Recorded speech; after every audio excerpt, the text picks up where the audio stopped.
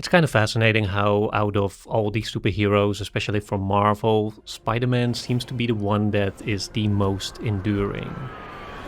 And I think it's in large part because there's just an inherent relatability to his character. And by that, I don't just mean the surface layer relatability where he's just, an everyday guy. He's not just a superhero, he also has to pay rent and maintain his relationships. There's a direct relatability there that I think is certainly part of the appeal, but I think there's also something deeper there in the way his superhero alter ego also forms an encapsulation of the grandiose pressure we put on ourselves. Especially the Sam Raimi films, I think, were explicitly about this. This idea that Spider-Man, or the alter ego of Spider-Man is the part of Peter's life that embodies all his ambitions, all his desire for sort of relevance and greatness and meaningfulness and purposefulness. It's essentially a fantasy that we all entertain to some extent of being something more than that we are. I don't know, I guess I've become something of an icon. And while that is certainly something that can inspire us and help us to push ourselves forward, as these Spider-Man stories also show us, it's also something that can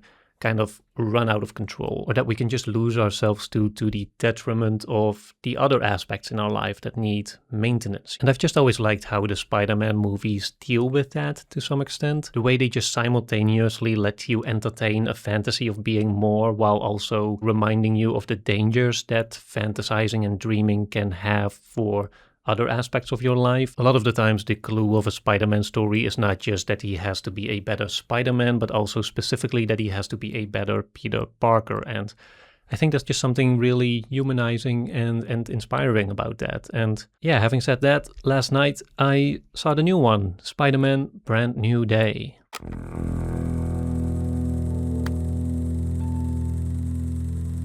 So this is the fourth movie with Tom Holland as Spider-Man, the fourth movie of Spider-Man in the wider universe of Marvel. This one picks up after the events of the last one, where everyone's memory was wiped and no one remembers who Spider-Man was, especially not MJ and his friend Ned, and so Spider-Man is kind of living in isolation, just focusing on being Spider-Man almost as a sort of coping mechanism for that loss, which he is still grieving, especially the loss of MJ, who now no longer remembers who he is, while he still has the memory of their relationship together. He then faces this new enemy who's kind of invisible and can hop around like different people in the city, which then later prompts a change within Peter's body.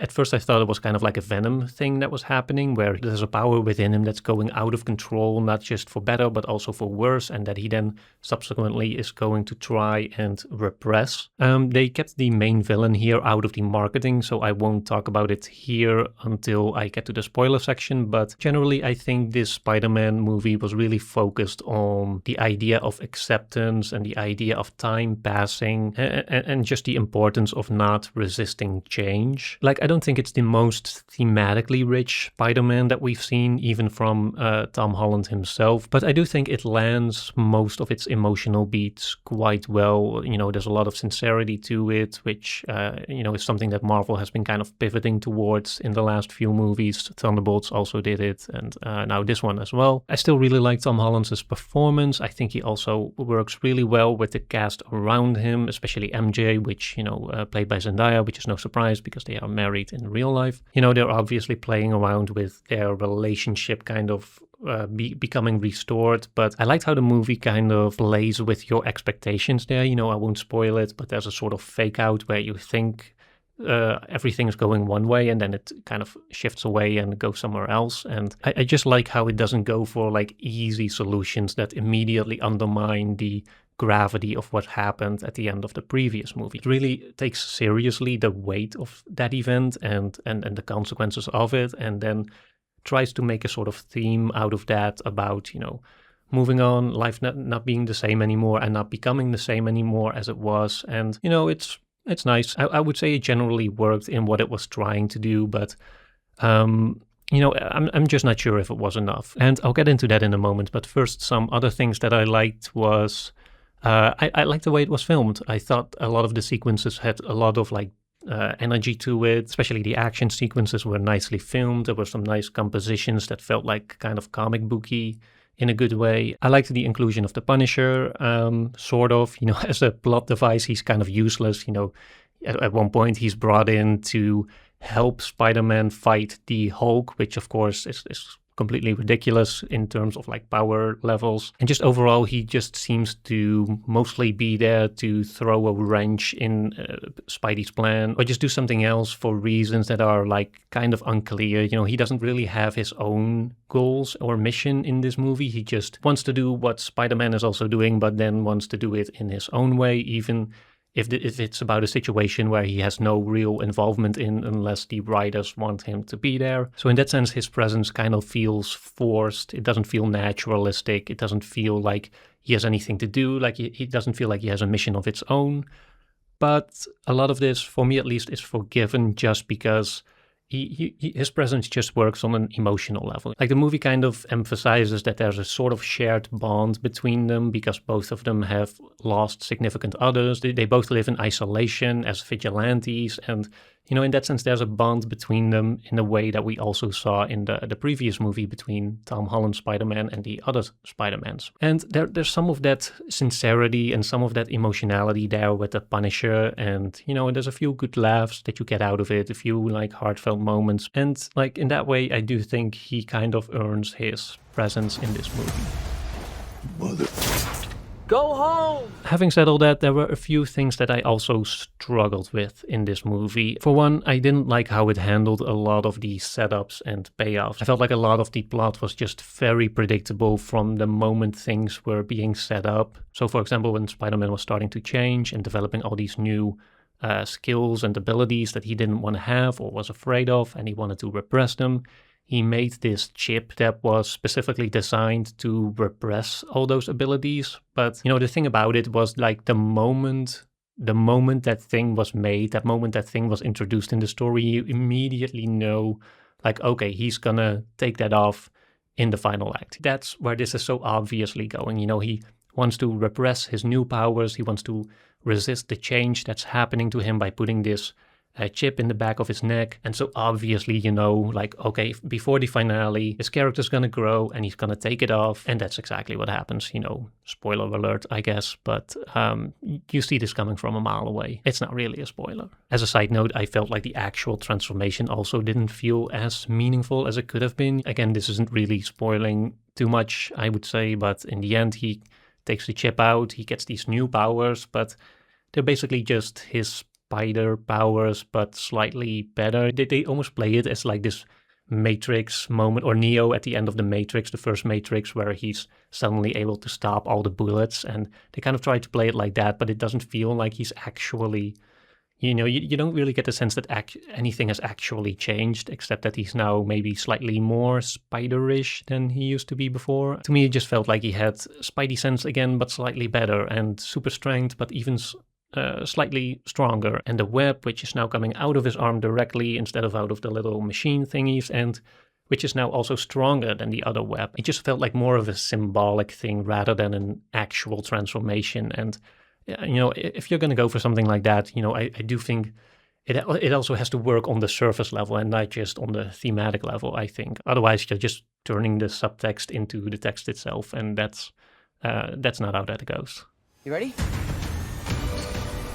I had a similar issue with Damage Control, which is this company that is introduced as being like this big corporate business that sort of rehabilitates supervillains or uses their powers for good or something. And Peter is introduced there and he wants to work with them, but you immediately understand, by the logic of these kinds of movies, that company is going to end up being the villain. The guy who's the guy from Severance and Mission Impossible, the last one. He's introduced as the well-meaning nice guy, but you can just tell right from the beginning, like, oh, that's gonna be a flip, and he's gonna be the villain. And again, I wouldn't even say that's a spoiler because it's just so obviously baked into the whole way that sequence is set up, and the whole way his character and that company is set up.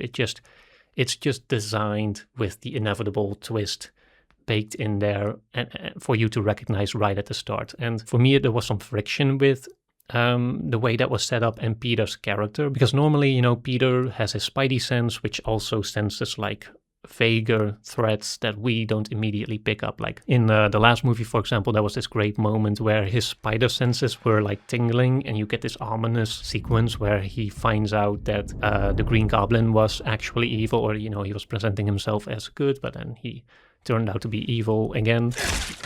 And that was really cool. But in this movie, you know, Peter is just completely oblivious to anything that's going on with this company, Damage Control, and with the character that runs it. I forget his name. And for me, the issue was that because it was so obvious that to the audience that he was going to be evil, that this guy was going to be evil, and this company was going to be evil, that it made it feel like you had more information than Spider-Man himself, whereas Spider-Man should be the one to have that spidey sense that kind of maybe figures this stuff out before we do even. Or better yet, who can then take us along with him as he figures stuff out alongside us and not, you know, running behind us on information. Lastly, I would say this issue of having kind of bad setup and payoffs was also relevant to the main villain, the way that this villain was characterized and the way that character arc was handled. Again, I'm going to save this for the spoiler section, but in short, I'll say that there was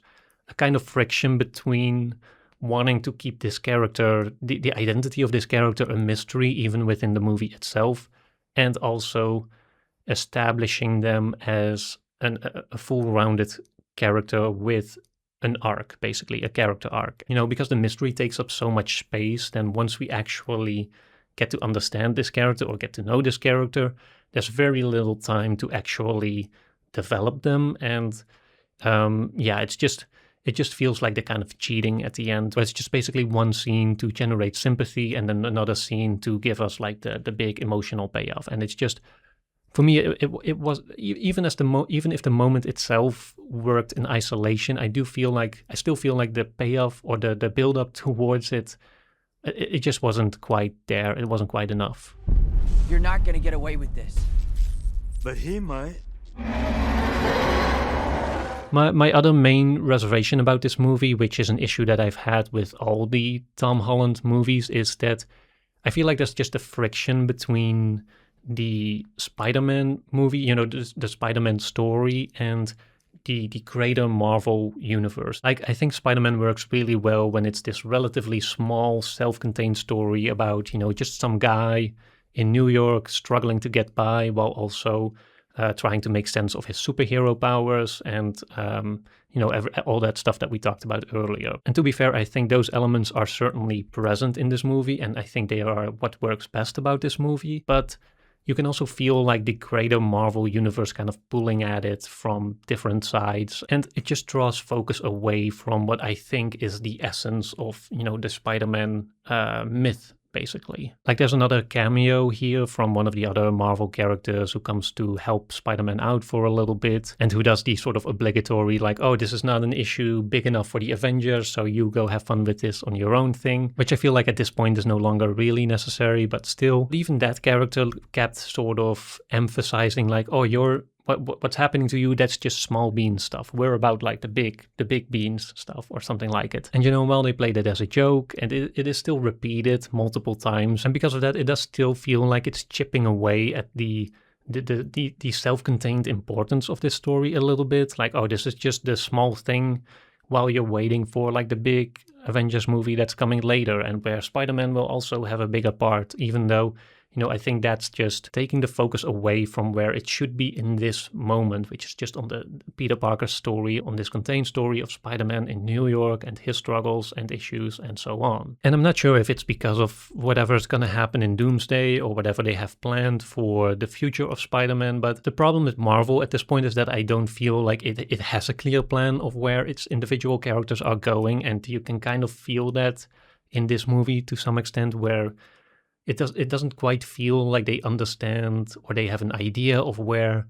Spider-Man, the character, is moving towards. You know, if you really look back on this movie, it does have moments where the stakes seem high and where it does seem like character arcs and transformations are happening. But, you know, as I said, with those new spider powers not being as consequential as the movie might made it seem, I think the narrative as a whole also feels somewhat inconsequential in the end. You know, Spider-Man doesn't feel, or Peter doesn't feel like he's in a fundamentally different place by the end of this movie than he was in the beginning. Like, sure, he has processed some grief, he has like accepted his new reality, but practically a lot of the pieces are still in the same place. There's nothing really that has moved significantly since the beginning of this story. And so overall, like especially as part of now the Marvel Cinematic Universe, it just doesn't feel like there were serious consequences here. It just felt like the movie was treading water until Doomsday, or until they figure out what they want to do with this character.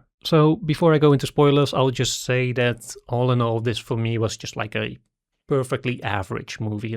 3 out of 5 stars, I would say. For me, it was just a movie that was constantly entertaining, but also never truly engaging. Like, it never truly had me on the edge of my seat, yet at the same time, I also never found it to be like truly offensive anywhere, or truly like egregious in with the bad writing or whatever. So yeah, I guess that was a really long-winded way of saying this movie is fine. It's kind of slipping from my mind already a little bit, but I guess I'm curious to see where his character is going next, and we'll see what they come up with. Give me a sec. I'm not in high school anymore. Oh, did you stretch? You a big stretcher? It's so good for you. Okay, now let's talk some spoilers. I don't really have a lot more to say here except on the main villain, who was, of course, revealed to be Jean Grey from the X-Men. I'm honestly not sure what the state of the X-Men is within the Marvel Universe. Like, I remember the one from Game of Thrones played Jean Grey in one of the movies, but I forget if that's also relevant for where Marvel is going, or if this is like a complete reboot. Anyways, I just assumed this was going to be some kind of reboot, and that we're starting fresh with this character who is a telepath and one of the most powerful X-Men around. So yeah, as I said earlier, they wanted to keep this a secret in the marketing, so I didn't want to spoil it for those who hadn't seen it. But they also keep it a secret in the movie itself for quite a while, and I'm just not sure if that was the best decision. Like, as a mystery, it wasn't super compelling. It wasn't like there was a lot of investigation and gathering clues and red herrings about who this mystery character is. It's just,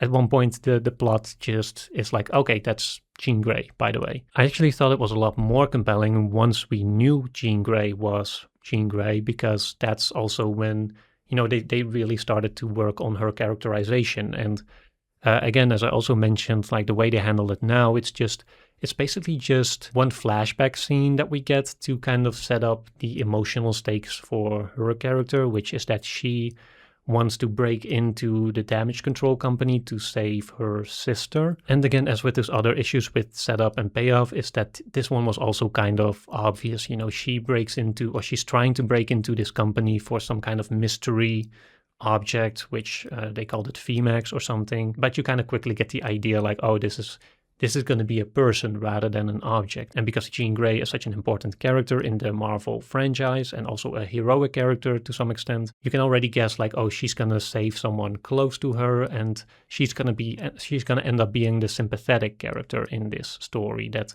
then works together with Spider-Man. So yeah, that whole arc to me just felt very superficial, very lightweight, very predictable, and just not as fleshed out as it could have been, which I think is a shame, because I do feel like there were like bits and pieces of in here that I felt like had true like potential to actually change like the dynamic between the characters, because you have Peter struggling with his relation to MJ, which no longer exists because she no longer remembers him, and she no longer loves him. And at one point I thought like, oh, are they going to set up a new relation between Peter and Jean Grey, who does know Spider-Man's true identity because, she can peek into his head a little bit. And they also share that connection of both having lost people close to them and both having superpowers that make them kind of a freak. And so there was actually a point in this movie where I felt like, oh, are they actually going to move Peter away from MJ as his main love interest to something other with, or something similar with